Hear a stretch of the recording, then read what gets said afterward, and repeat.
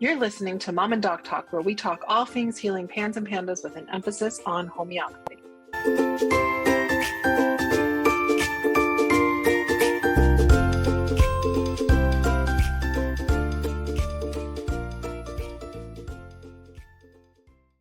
Hi, it's Jody, the mom of the Mom and Doc Talk podcast. We're taking a short pause this summer to enjoy our families and hope you're doing the same. In the meantime, we wanted to give you guys the opportunity to catch up on any episodes that you might have missed or take a break. We know you need a break. You deserve a break. Here's a rebroadcast of one of our most popular episodes. We hope you enjoy it. Hi, everybody, and welcome back. We have some amazing guests today. We have actually an extra guest beyond what we were originally anticipating, and we could not be happier. Today, we are excited to welcome a whole family here to talk about their experience with PANS and PANDAS. First, we have Kathy, who is with us. She is wife to a wonderful and supportive husband, Clayton, who is our bonus guest today. We're so thrilled to have him joining us today. They've been married for 27 years. Kathy is the mother of two amazing sons, Trey and Trent, who is joining us today. Trent is joining us today. She's an educator of 29 years, 20 years as an elementary assistant principal. Whew, that's some hard work. She loves to spend time with her family and support her guys at their football games and anything else that they're involved in. And maybe we'll even talk about football for a minute because, we got a whole bunch of Texans here, and I'm not from Texas, but I grew up in Ohio. So, Ohio State, my blood bleeds scarlet and gray. And so football is in my blood too.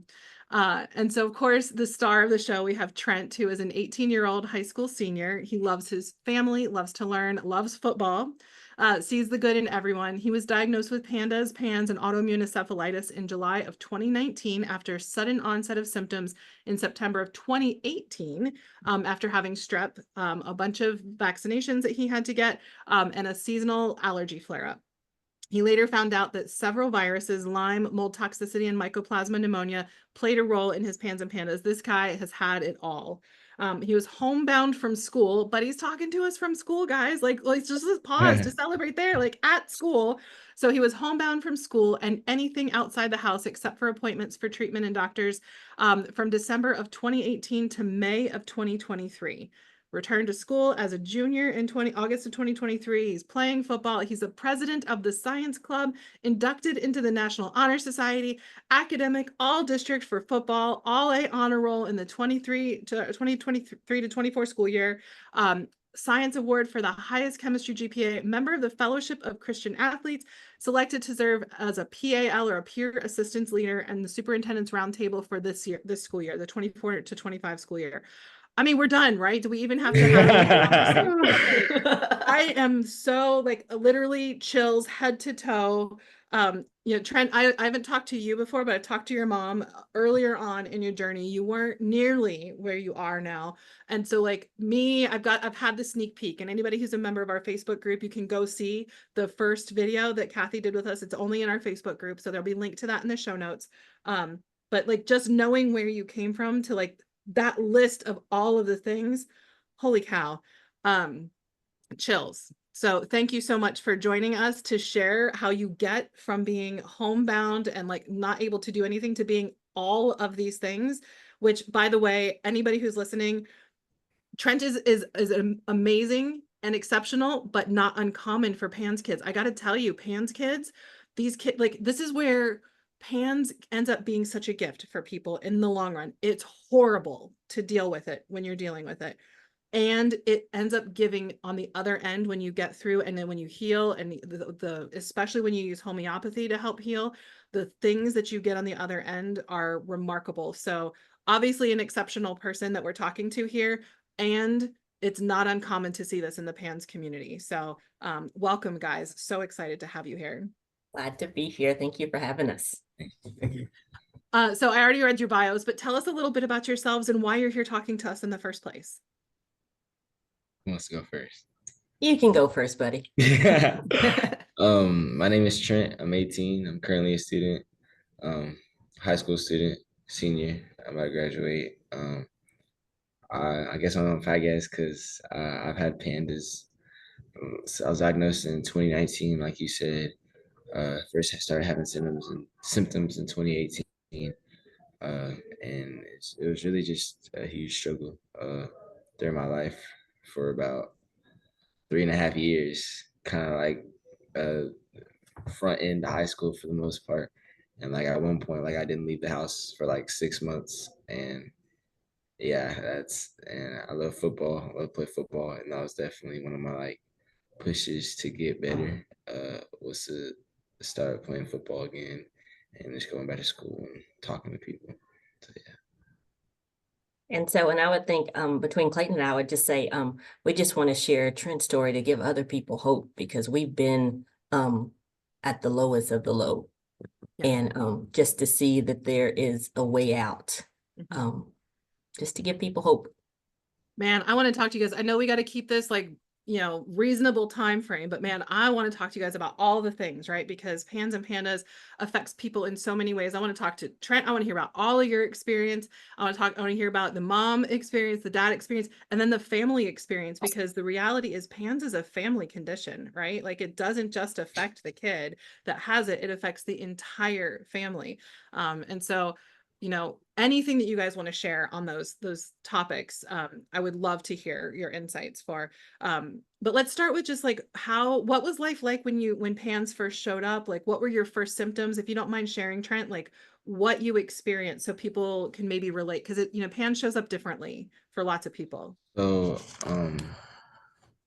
I've always been kind of like neat, as you can say, like OCD-ish. Like when I was little, I would have my helmets in my cars and I would like play with them, and I always would need them in like a certain spot. And like if someone messed with them, like one of my brother's friends would mess with them, I'll kind of get upset. But it was just kind of like little stuff here and there.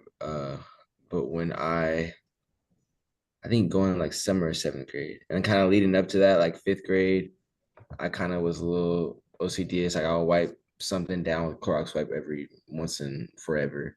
And like there's certain people I didn't kind of want to go around.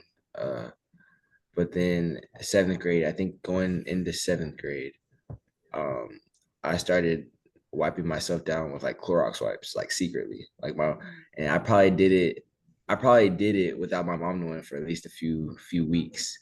And it was kind of in my head that like for me to get in my bed at night, I had to be, clean. So I needed to wipe myself down Clorox wipes because that's what makes you clean, right? So I would wipe my skin down, I would wipe my shirt down, I would wipe my legs down, everything. And my mom eventually realized what I was doing, and she was like, "Hey Trent, you need to stop it." So that was kind of like the first kind of friction. And then she kind of had to give me like a substitute. She gave me like wet wipes because she knew like the Clorox wipes weren't good for my skin.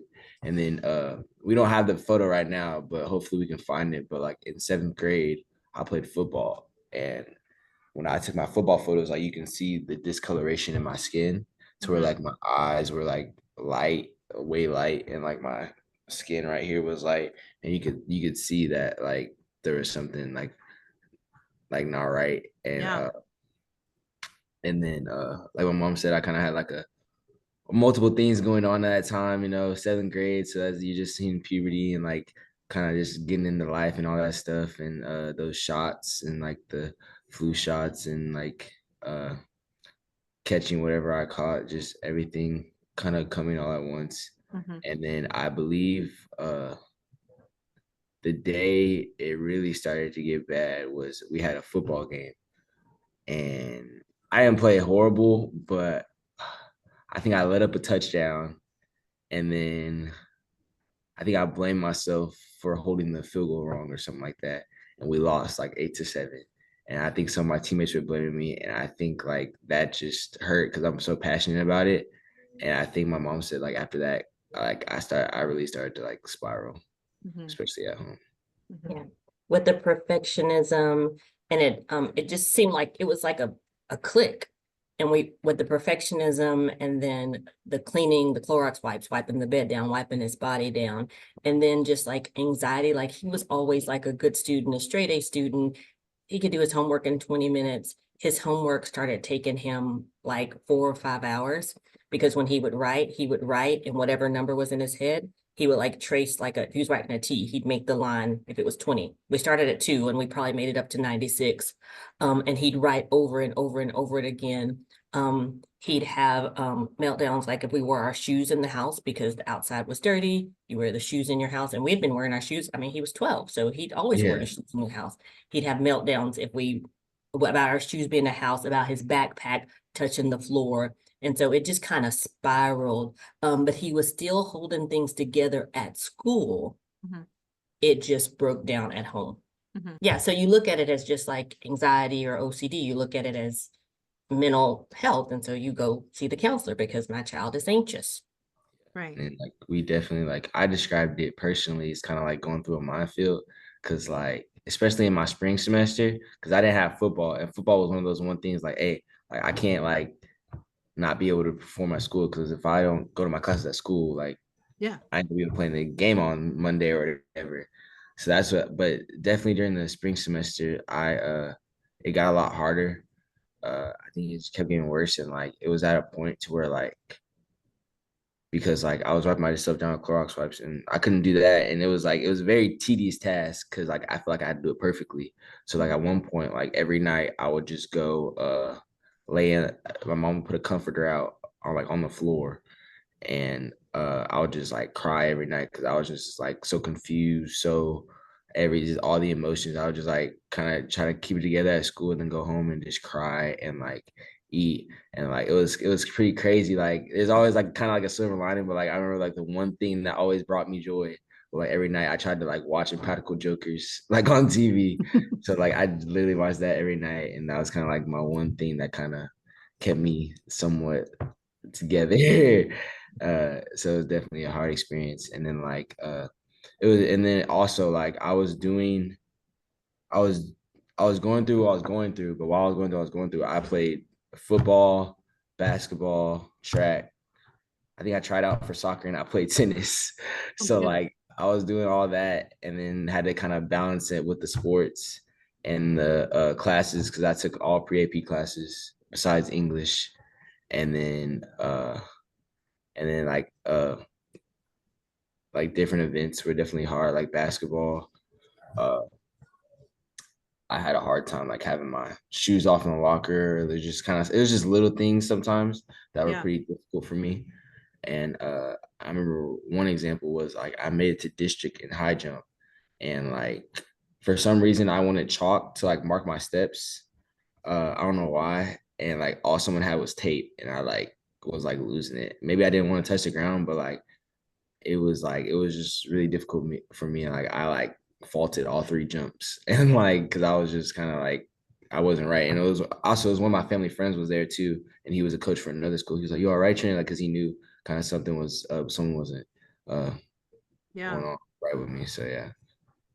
You know, I appreciate that you already, I'm so grateful I didn't even have to ask you about your emotions, right? Like you shared, like it was scary, and it was sad, right? You were like, was there anything else? And I asked this because there's so many, especially young men, who, when they're going through this or even like non-immune mediated mental health challenges, although I think basically 99.9% of mental health challenges are immune mediated, and we'll eventually realize that psychiatry should just be a subset of immunology, right? We'll get there eventually. But it can present in such a different way than what people are expecting, right? So like sometimes for young men, depression and anxiety can come out as anger and get really confused and treated differently. So I'm curious if you could share with me any more details about like the emotional experience that you had with all of these things that were probably like a bit startling and unsettling for you to experience, and like how you felt and how maybe you reacted to those emotions. Well, it was definitely like hard because like I'm Trent, like I'm outgoing, I'm like fun. Like I go an hour away to overnight football camps every summer, basketball camps. I'm going to Austin. I'm going to gymnastics camp. Like I'm like always out the house, always playing with friends, like always doing whatever. And like I've never really experienced this before, to where I was like, I'm not able to do what I want to do. And like when I want to do it, because like I was like definitely as a kid, I was very independent, and I kind of was like really just like always out there doing all the activities, whether no matter what it was, swimming, track, tennis, soccer, I was just kind of outgoing. And then to kind of go from that to 7th grade to having all those middle struggles, I think I just like kind of packed it down, and then kind of what my mom said, broke down at home, which probably wasn't healthy at all. And like And he never had like rage, but he was irritable. He was on edge. Mhm. So any little thing could yeah. irritate him. Yeah, because I think especially with the OCD, like you get so caught up with it, and like kind of OCD brain, it makes you have like these rules in your head. So like I could be doing something, and I think what made me irritable was like I could be like going on something for like 20 minutes, and I'm like I feel like I'm almost done, and then my mom interrupts it. I feel like I have to restart it all over again, and like that I remember that just hurt because you're like I was almost finished, like I was about to be done. And I gotta do it again. And then like yeah, it's definitely difficult. Yeah, trap, exactly.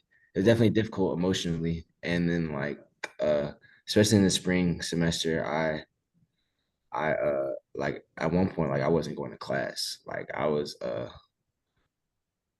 think it was definitely after all the sports seasons ended, which was kind of my like thing to like excuse to keep going and like not do anything. But at one point, like I just stayed in the counselor's office like all day. Mm-hmm.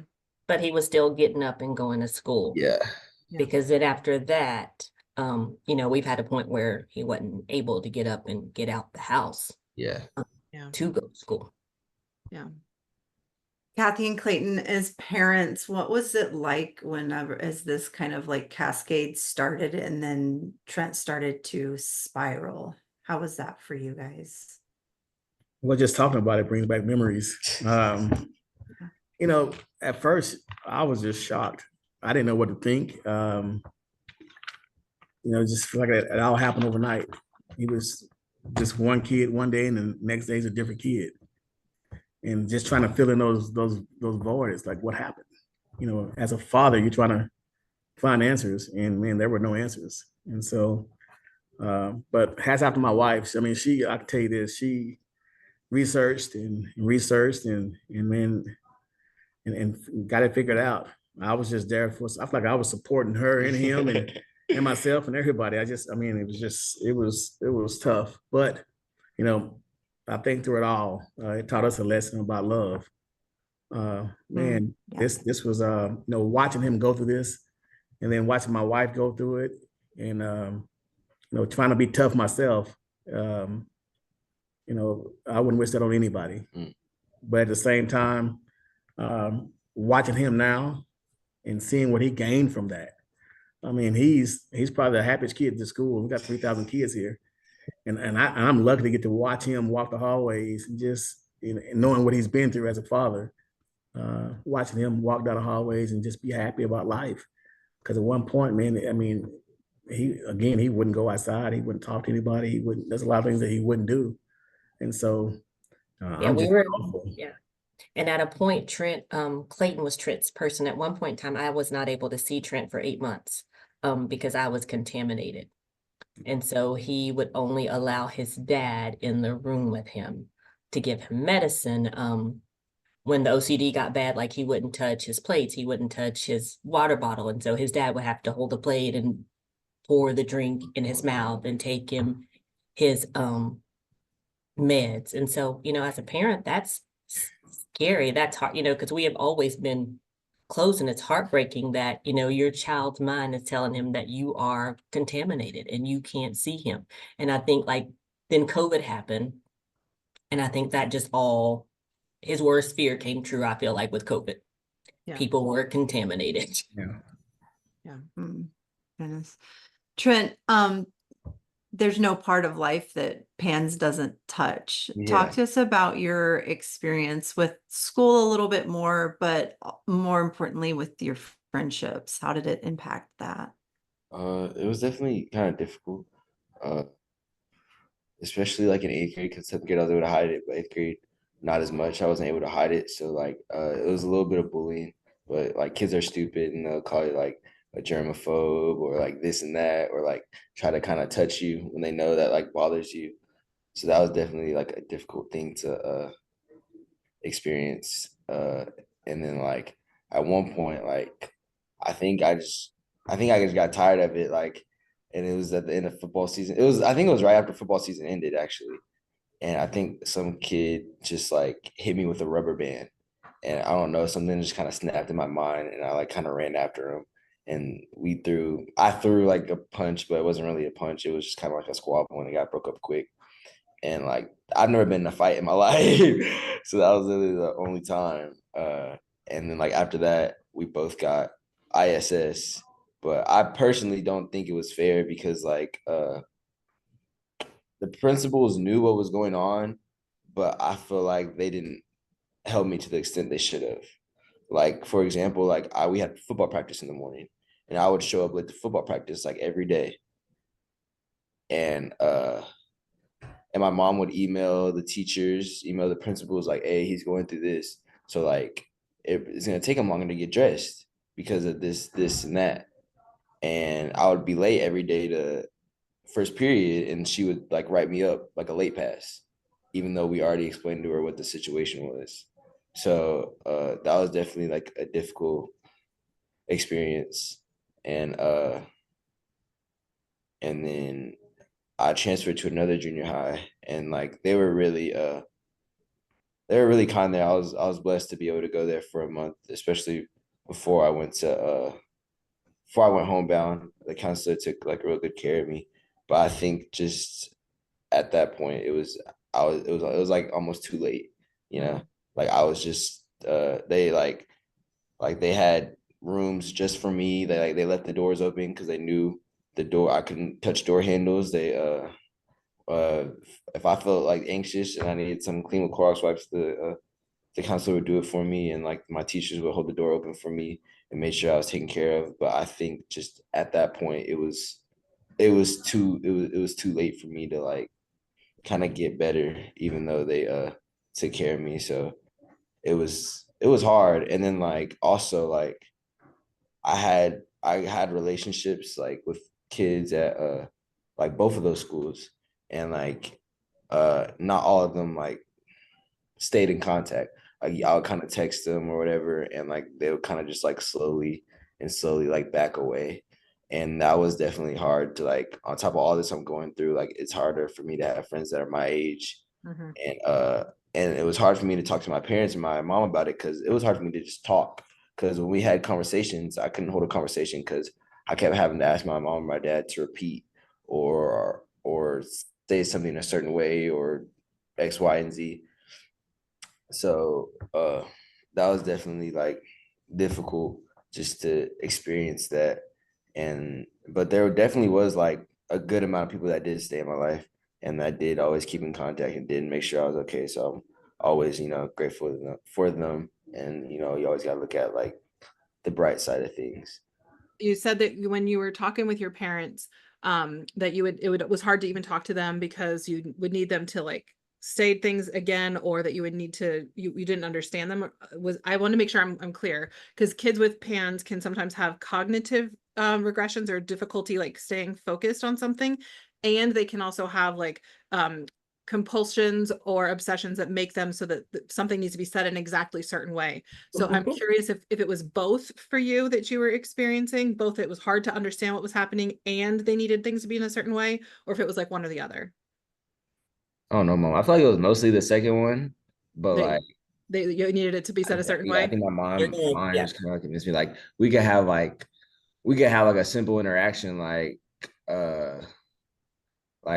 do you want more, whatever, and that could last like 20-30 minutes just because yes, say it exactly right. Yeah, exactly. And wait, 20-30 minutes was a good, when we got to a better place.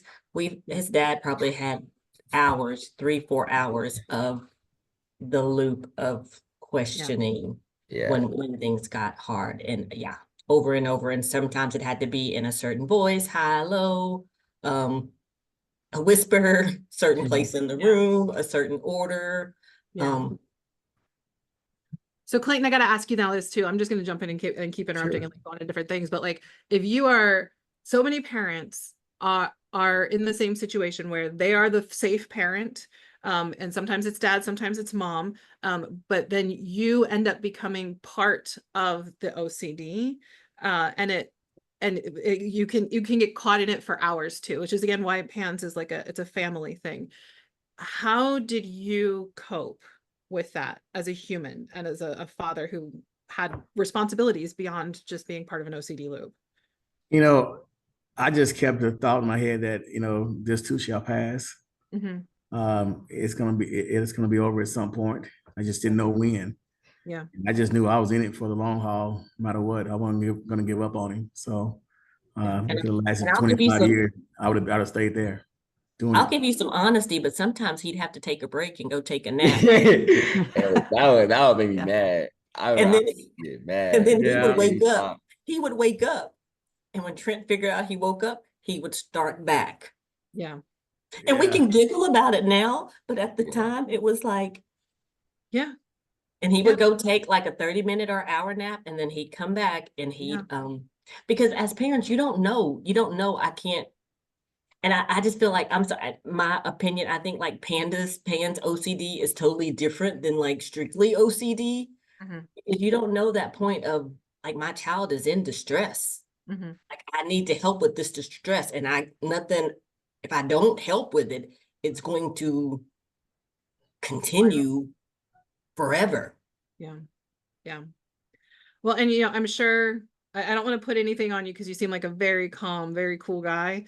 But there's some parents I'm sure who get really angry. So if like you're a parent who's listening and the OCD loops have like caused anger or like hard, difficult feelings that you don't want to have about your child, but that like it's not your child, it's this situation. I just want to make sure that you know that you're not alone, that it is a hard thing. Nobody's happy in it, right? Trent was not happy to be in that loop and like wanted to nothing more than for it to end. And so when something interfered with the process of getting it done, it's maddening. And then it's also maddening for like the person who's stuck in it with you. It's this no-win situation. It's so hard. Yeah. And then when Trent sees or hears the anger or the agitation or the tiredness, then he starts feeling like, I'm not good enough. Don't you wish I was someone else? Those types of things. And so, but when you're stuck in a 5-hour loop, everybody's losing. And when you're young, it's hard to know that it's not your fault. Even if people tell you it's not your fault, like you're still like, your brain is still developing. And when your brain is developing and it's on fire, it's hard not to take all of this to be about who you are instead of something that's happening to you. Definitely hard to like cope. Like, what did I do to like deserve this? Yes. So Trent, I don't know if you know this, but I likely had PANS as a kid. I'm too old to have ever been diagnosed with it, but I had some experiences. Mine was different than yours. I was more of like the depressed and like rage-filled kid, and not as much of the OCD and that you had. But it's like, yeah, it is hard not to feel like, what did I do to deserve this? I used to say that I must have like been a horrible person in a previous life, and I was paying for it now. Yeah. I was gonna say it's just hard all the way around. Kathy, how has PANS impacted your relationships and your work? Relationship wise, I'm an introverted extrovert. So I have like a few close friends, but I'm not like someone that's always, Trent smiles because he's an extrovert.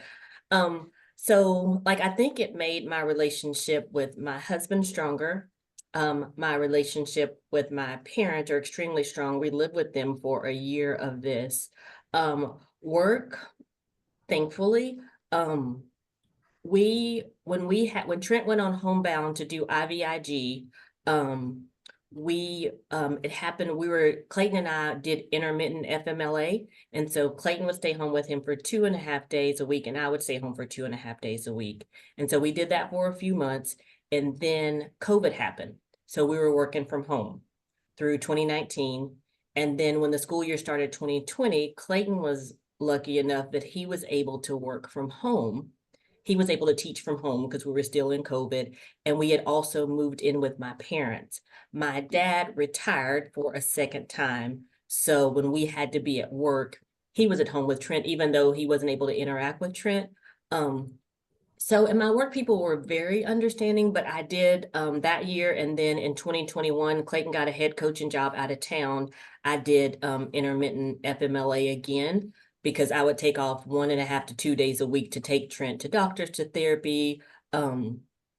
So it was hard working and taking care of that, but I just think I think God just gives you like a strength that you don't even know that you have, just to keep going, because it was like, I have to figure out how am I going to help my kid? Right. Yeah, them hour long 2 in there appointments 2-3 You know, days a week was not no joke at all. I can remember, Wow. coming home and getting out of practice and coming home and then staying up all night. And Yeah, I then can- jumping in the shower and going back to work. For Yeah. I don't know how long that lasted. I don't know how long. I mean, I just got used to it. I mean, Insomnia was huge for Trent. He couldn't sleep for most of that 3.5 years he was home. He didn't sleep at night. so no one at work knew that I hadn't been asleep. Yeah. But I mean, again, you do what you can for your kids. You find that extra energy, you find the extra strength, and you just get it done. I had no time to complain. That wasn't gonna help. So Clayton, I'm curious. I'm always we don't get a whole lot of opportunities to talk to dad, so I'm always super grateful whenever we do. How did this impact your friendships that you had? it really didn't impact my friendships. I had friends, they called and they asked questions, and I explained to the best of my ability about what was going on. But I mean, my friends were my friends. I don't have a whole bunch of friends. My best friend is my wife, so but I have associates. But so for me, the most important thing was what was going on inside of my household, inside of those walls. That was my main focus. Everything else was secondary. So Yeah. But we had lots of people in our lives that would Oh, yeah. call and check in and just see, where we were, that were praying for Trent. And then also you have to try to keep that balance of privacy. What does Trent want people to know about what's going on with him? It was his story to tell. And so Yeah, it's a tightrope to walk, especially in middle school and early high school. That's a tough time, no matter how well you're feeling. And when you're going through something that people don't understand, it's even worse. And you had like this perfect storm of all of these things going on at the same time that kicked it all off. I want to shift gears a little bit. I appreciate taking the time to talk about like the experience of your family, what you went through. But let's talk about how you got here now. Okay. So you started mentioning something about treatments and all the research that you were doing, Kathy. So how did you first start addressing all of this? And then I want to talk about obviously homeopathy, because that's what brought us all together here. But what did you do before you came to homeopathy? And So first we saw a counselor, and we were going to see a counselor for anxiety. And then in February of 2019, and I'd start seeing like PANDAS, PANS, different places, just the words, but just didn't know what that was. My mom saw a TV show like on ESPN. It was March an interview. Madness, I think, right? Yeah, March Madness. One of the coaches, his son had like a sudden onset of OCD when he was like 12. They were in the Final Four. And so my mom called and she was like, you need to watch this. This is what's going on with Trent. And so I watched it. And so then I started looking up PANDAS, and I was like, oh my God, this is what's going on with Trent. And got in with my pediatrician, and she goes, I've heard of it. I don't know anything about it. You need to see a neurologist. So she gave me a couple of neurologists, called to make an appointment. This was in March of 2019, called to make an appointment, and no one could get me. One place could get me in 5-6 months, and one could get me in 3 months. And so we were finally able to get in to see a neurologist here in Katy in June. And we had some blood work done. We had went to Tampa to do OCD treatment, and we had some blood work done there because I asked them about PANDAS. And she did the blood work. And when she got the blood work, we were there for 2 weeks. And I think y'all were back home, Clayton, when she called, and she was like, you need to go see a PANDAS specialist. And I was like, well, we have an appointment with a doctor. in the end of June. And so we went and the doctor ran blood tests, and his strep was through the roof. His mycoplasma pneumonia was through the roof. All the antibodies were elevated. He started a round of antibiotics. And did he start the antifungal? Maybe it was just the antibiotics then. And he was himself for 6 weeks. We got the diagnosis like early July. He was himself for 6 weeks. He started school in 8th grade. And the first week of school, he came home and said, "My throat is hurting." Uh-oh. And we weren't able to recover from that. We did more testing and we found mold. We found just a lot of stuff. And so we were trying to treat. And by October, his doctor was recommending IVIG. And so that initially started the homebound to do IVIG. And we started that December of 2019. Didn't see anything with the first one. So we did December, we did January, we did February. And I believe that is when, probably about December, when we started the IVIG, is when I saw Jody telling the story of your oldest daughter. And I started following you guys and called, and I was able to get an appointment, I think like maybe the end of January 2020 or beginning of February. And so, but then about March of 2020, Trent stopped taking anything, like refused to take anything. And so I wasn't able, I think his tongue remedy, I was able to get in one, but initially like his remedy like spiraled things for him. And then I tried to sneak it, and I didn't realize that you shouldn't put a pellet in a whole thing of water and let him drink it. That was not, because you're thinking, okay, I want to get this in you. And so I just started watching the videos, and I was like, okay, let me give it a try. It's not because it's just so much. And then seeing, success stories of other parents. And I was like, okay, it's 3,000-4,000 remedies out there. There has to be one for him. Yeah. Yeah. And then also ad lib on my mom's thing. We were playing like 7-on-7. My brother was a coach, and I had to go to Tampa to like for my OCD, and like that was a pretty rough experience for me. I'm not gonna lie. Like it was hard, and like at one point, like I just like they kind of made you do exposures. And I just don't think I was at that point yet. Like one time, like I refused to like open a door handle, and like I was like I'm staying outside in this like 96-degree weather than open this door handle. And I was like out there for like 25-30 minutes, and it was rough. And then like I think I just kind of like white knuckled it through, just kind of like pushed through because I just wanted to go back home. And I just like I was in like a whole nother state, and I just need to get through it. And I think my dad says also I kind of wanted to get back to to my 7-on-7 season. And then like I think we're there in Tampa, and I maybe threw like one time, and I think I flew back. And then maybe the next day we had a game, and I threw like 3 touchdowns. It was funny though. And then, but really, it was really only my mom, my dad, and my brother that really knew what was going on. And then going back to school, I don't know if I thought I was better. I think like my yearbook teacher was like, yeah, he was like we got the old Trent back or whatever. And I think I was just kind of scared to like let anybody know, because I didn't want to go back to Florida. Like I gotta do what I gotta do, so I don't have to go back to that place. So I was just trying to like just make it through, but it was good for a little while, and then I caught strep. So it sounds like homeopathy is not something that you guys had in your worldview before PANDS. It's one of those things that you found through your research of options for it. I never heard of homeopathy.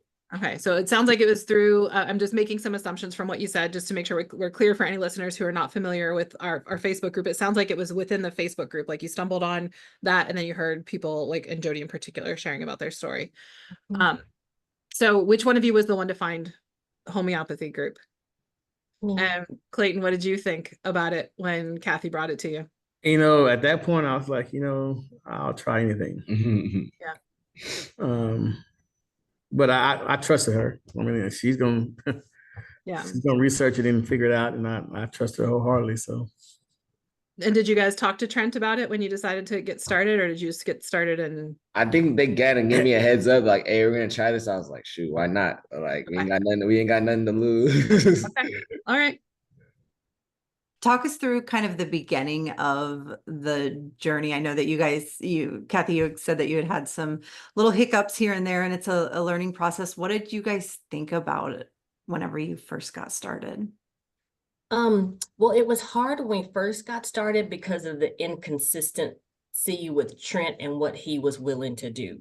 So like when we first started, probably for the first 6 or so months, we were probably changing remedies monthly because we weren't seeing anything. And then he was inconsistent with taking. He wasn't talking to me. So my communication with Dr. Tapia was what I could hear from Clayton. Mm-hmm. And so the first year was hard because of the communication. Like, I don't think Trent probably was able to talk to Dr. Tapia until probably like 2021, and we started in 2020. Hold a conversation. And so Dr. Tapia has heard the loops of, yeah. But then I want to think probably that summer of 2020, we did, I don't know, can I say a remedy? Sure. I think we did Belladonna the summer of 2020. And that was like the first one that gave us like some little glimpses of some, okay, this is kind of cool, you know, just a little relief for him. And so Belladonna, from January until that summer, Belladonna was the only one that we were able to go up in the potencies. And then I was back talking to Trent so I could relay what he was saying to Dr. Tapia. And then when I talked to y'all that December of 2021, that was like, I can't remember which one it even was. But it was like, that's when he like really had like a turning point where he started going outside and doing things out the house, being around family during Christmas time. And so it was like those little pushes along the way, because I could be exaggerating, but I think we've probably gone through probably 30, 40 before we got to the one, I call it.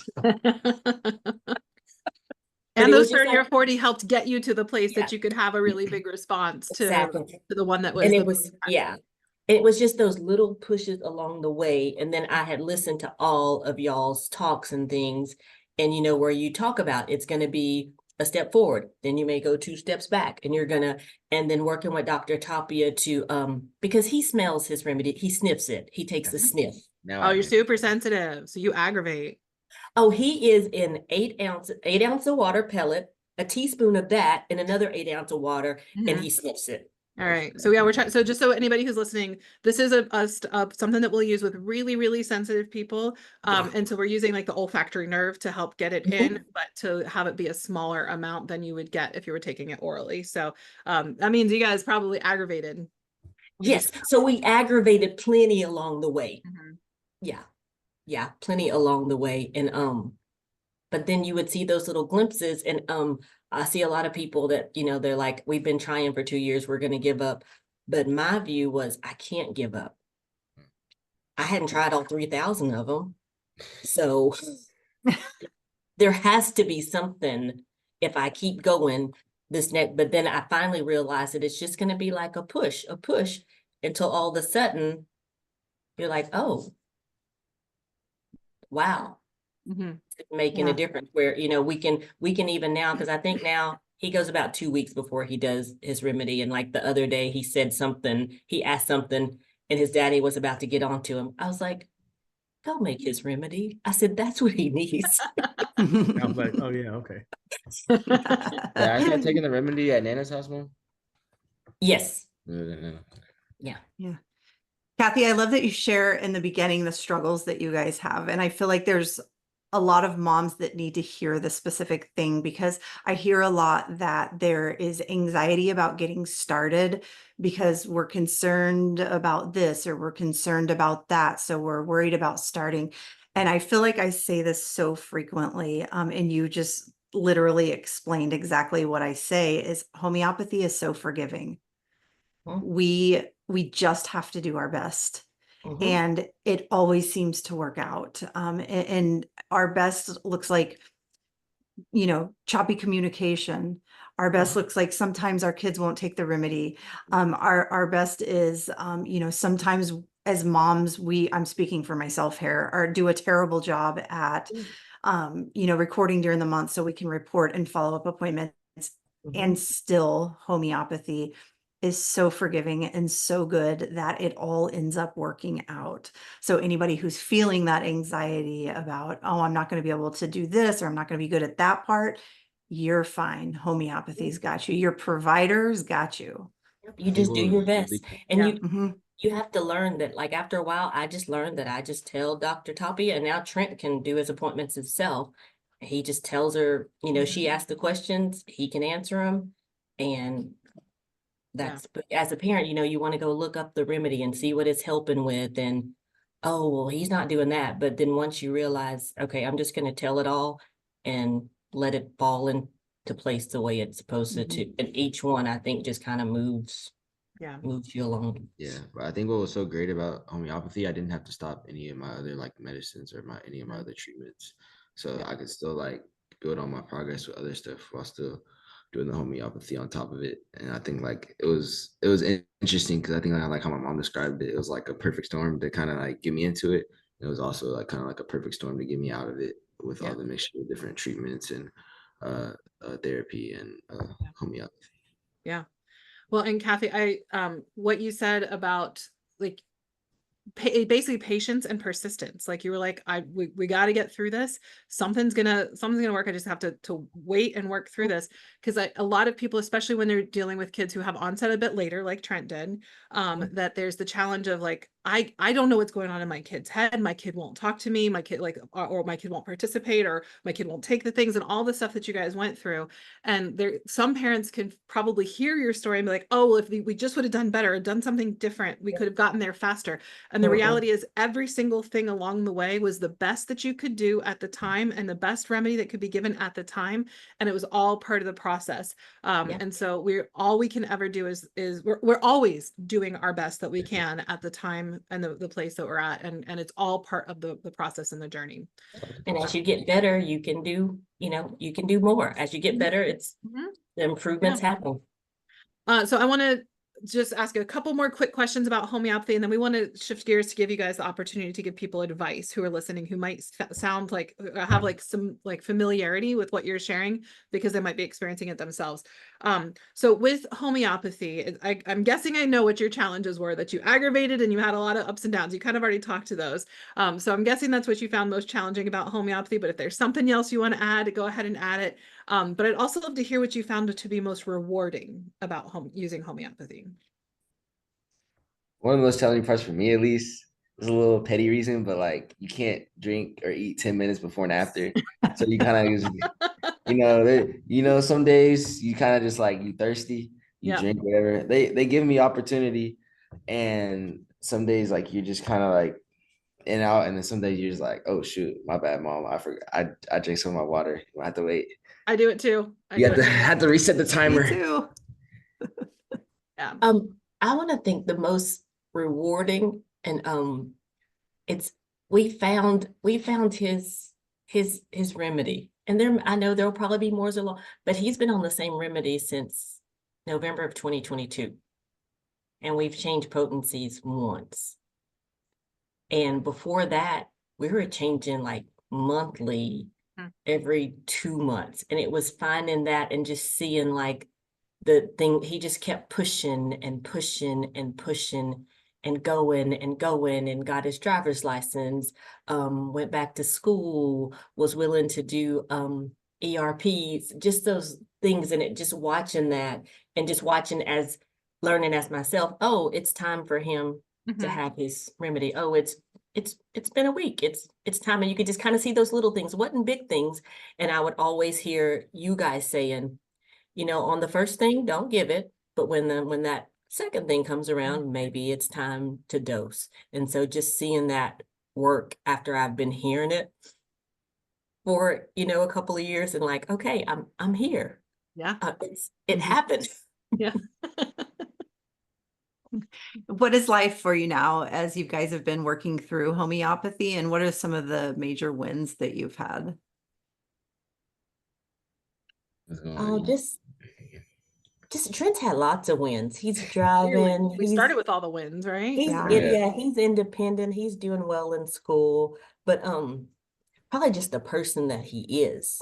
I mean, he sees the good in everybody. He's appreciative of what he has and what he gets to do. He doesn't take it for granted. And just watching him enjoy life. And I think Clayton and I have because for a while we were still scared, like, okay, No, for sure. What's going to happen? When is it going to happen again? But just being able to enjoy life, enjoy family time, do things together. Yeah, just him being a regular teenager, living his best teenage life. I'm gonna push back on that. It does not sound like a regular teenager to me. Despite, like, even with all the things that are already set you aside from like a regular teenager, the fact of the matter is, Trent, you are 18 years old and you are doing something I didn't do until I was 34, which is share outwardly, publicly about your experience for something that was really hard and that made you sometimes feel like you were not good enough or there was something wrong with you. And to be willing to do that at 18, still in high school, and willing to come forward and share that is it's a huge gift to all of the young men who are going through something that they don't feel like they can get help with, or they feel like something is wrong with them. Yeah, it's remarkable, and I'm so grateful. But I think that's just kind of life, I think, especially since I've come out from being sick, I just kind of had to try to have that mindset, just make your pain your purpose. Because like, you could always have resentment and be mad for what you lost, and sometimes you still have those moments like, dang, like what if that, but you kind of just got to move on, and like, hey, maybe I was put in this situation for a reason. Like, maybe it's because God put me in this situation to help the next person going through it, and the next person and the next person, and just kind of just getting the word out there. Because I think half of it is really just awareness. Yeah. And because I feel like the earlier you catch it, because I can only imagine, like, what if I was able to get to a neurologist in the fall, not beginning of the summer, and like maybe it could have turned out differently. But I don't regret it at all, because God has a plan for me, and I know it's just all this is a journey for a reason, and I'm grateful to continue to see where it goes. Well, since you are such an exceptional person that's willing to share early on, I'm curious if you have anything that you would offer to other kids, young men, young adults who have recently been diagnosed with PANDAS, or maybe who are hearing your story and like seeing something of what they're experiencing themselves. One thing I'm in a support group for PANDAS kids. It's called 𝒂𝒐𝒎𝒑𝒍𝒚. It's like PANDAS, however you spell courage. Yeah, we'll find it. We'll put a link to it. But yeah, they have an Instagram account, and we meet usually once a week or something. So if you want like a kind of support of other kids that are going through what you're going through, it's a great resource. And I'll say, especially for the insomniac PANDAS kids, get sun, because that helped me tremendously. Like, my circadian rhythm was off, and I think just going out in the sun and like getting that on you, it kind of resets your clock, and I think it helps you emotionally too. And try to, if you're able to, work out. Working out in the house is great, or working out outside. I think both is great for you, because my mom used to always say that helped me detox like anything mold and stuff like that. Because I think when I got really sick, I wasn't working out anymore, and it was harder for me to like detox anything that my body was trying to release. And I'm going to just be a doctor for a minute and throw it in there that you have to be forgiving of yourself too, because when you are not doing well, exercise is harder. And so exercise if you can, but know your limitations, and it's okay. Exactly. They're lower than what they were before. 100%. I think that was hard for me at first too. Because like when I first started exercising, my dad, I was like, "Hey, Dad, could you make me a little like workout plan? You think would be good for me?" And he kind of typed it out, and we had a little like thing at home, and it was mostly just kind of body weight stuff. And I had to start really slow, and really just build my way up gradually. Yeah. And I also I started listening to meditations. Like every night, I used to have like I had a really hard time going to sleep, so I kind of listen to sleep meditations, and just kind of help you with it, and especially when you're like maybe having like a like an OCD moment when you're asking like a bunch of like questions and all that. Take a deep breath, because like I read like a book on OCD, and it essentially says like your breath, your amygdala, which is kind of control of your fight or flight, which is kind of control your anxiety. It's constantly looking for oxygen levels. So when you get anxious, you start huffing and puffing, and then they get more and more anxious. So try to take a few deep breaths to kind of get the oxygen level up, and hopefully that helps you, and just kind of try to get back in focus. Hopefully that helps. Kathy and Clayton, what advice would you guys offer for parents that are just now learning about PANDS? Patient, just be patient. It's a roller coaster of a ride for sure. Just hold on tight, and you'll get through it. I'm just glad I had my wife to kind of support me, and I'm supporting her, and at the same time, because it took both of us to do it. Because man, that was sometimes I was tired, and she would motivate me and help me out, and then there was times I would do the same for her. But it was a total team effort for sure. Yeah, just know it's gonna be all right. It's gonna work out in the end. Like you might not see the light at the end of the tunnel yet per se, but just know if you keep doing like what the doctors say, and keep working on it, and just try to keep coming back, and just be forgiving of yourself, and know like at the end it's gonna work out for your benefit, and like at the end, like just you as a person, you're gonna be it's gonna be really great, because you're gonna have way more gratitude towards life and just the people around you. And I want to say, go. I want to say that at some point you're gonna say to yourself that you're gonna think it's never gonna end. But I mean, and I said it a couple of times. I'll be honest. Yeah. But it will. It will. Just keep the faith and stay persistent, and just don't give up. Don't give up. And I would say don't lose hope in research, because as moms, we know our kids. Research what works for your family, what works for your kid, and know that it's okay to make those little steps to get to where you need to go. It may take 6 months, it may take 5 years, but you can get to a better place. Yeah, my brother had a shirt. I really liked it. It said, celebrate the little victories, because multiple like V's that lead to big W's. It's like wins. So I like that. I like the saying. Awesome. I like that too. Yeah. Trent, I'm gonna talk on behalf of all PANDS moms and dads. It is a really, really hopeless feeling watching your kid go through PANDS and trying to figure out how to help our kids. I'm curious, what your parents did to help support you through PANDS. Kind of just meeting me where I'm at, because especially like when you're good. There's some days where you're good, and some days where you're not good. And I think one of the things that really hurt me was like, if someone asks like, "Hey, you were able to do that yesterday, why aren't you able to do it today?" So I would try to kind of just stay away from that, because that is kind of just, I remember it was kind of hurtful, because like I'm not trying to, but just some days are just better than others. Like maybe I was able to touch this today, and then maybe the next day I wasn't able to touch it, because that's just it's kind of like a back and forth. And just meet them where they're at and kind of like know when to push them, because there's gonna be some days where like you tapped out, like you you give in, and then there's some days where like you're kind of on the edge, like maybe, and then just kind of give them that little push, like you can do this, like it's gonna be okay, like we'll be here for you after, and like you're gonna see like it's still gonna be all right. Yeah. Just kind of those things. All right, Trent, is there anything that you think that other kids should know if their parents suggest that they might try homeopathy?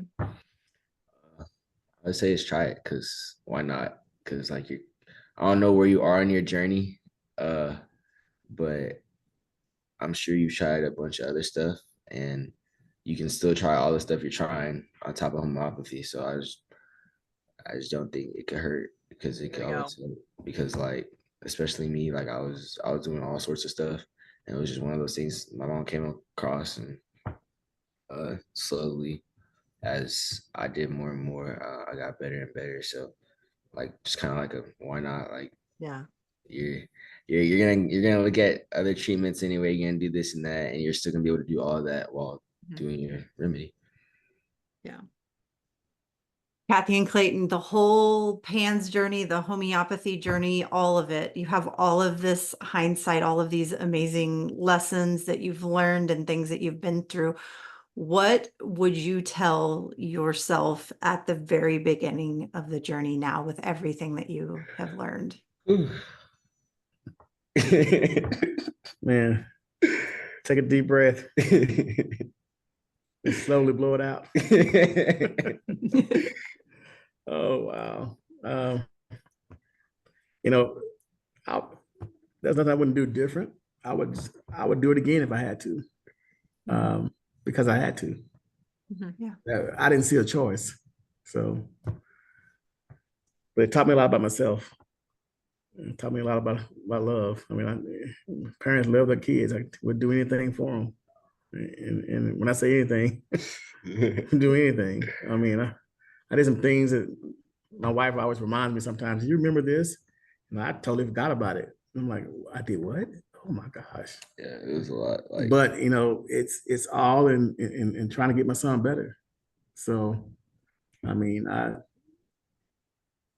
would do anything. Yeah. So I remember those times. It would be 2, 3 a.m. He got work the next one. I said, Dad, like I need to eat. I was like, I need you to help me use the restroom. Like I need you to help me shower. And that process could take up to 3, 4 hours. I wouldn't be back upstairs till like 4 a.m. He got work in the morning. So I'm just blessed to have these 2 parents that took care of me the whole time. And I don't know what I'll do without them. Anything you want to add to that, Kathy, or should we wrap on that? Really, like the beginning and the end. I love Clayton. Like, I'm so grateful.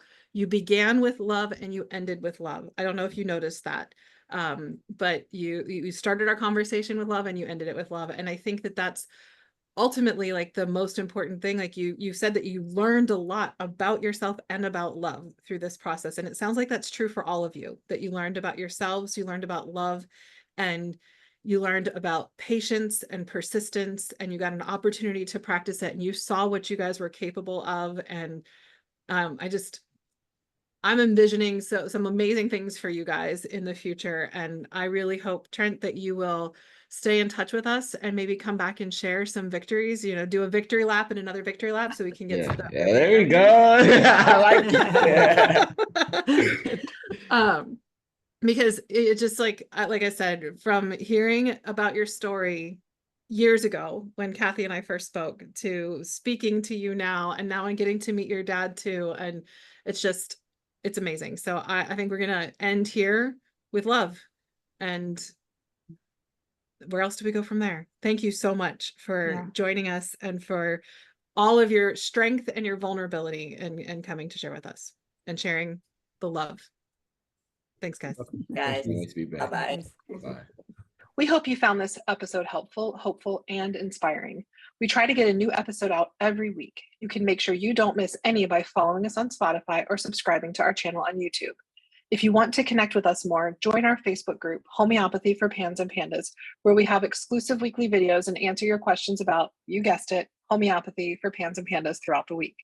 If you are already a member, give us a shout out and let us know what you thought about this episode. If you aren't on Facebook and would like to reach us, you can email us at podcast@resiliencenaturopathic.com. Until next time, take care and remember, this won't be forever.